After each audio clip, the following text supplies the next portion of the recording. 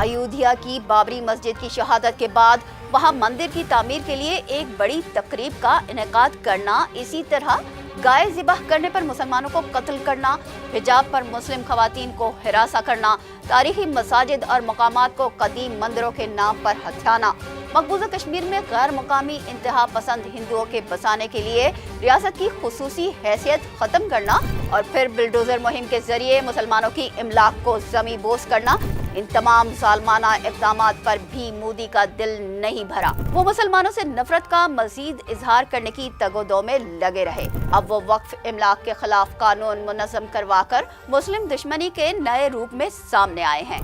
मोदी का भारत एक तंग नजर मुतासिब नस्ली रियासत बन चुका है। सन 1992 से बाबरी मस्जिद से शुरू होने वाला ये सिलसिला अब ख्वाजा मोइनुद्दीन चिश्ती की दरगाह अजमेर शरीफ तक जा पहुंचा है। लेकिन हालिया वारदात वक्फ इमलाक के नए कानून के जरिए की गई है।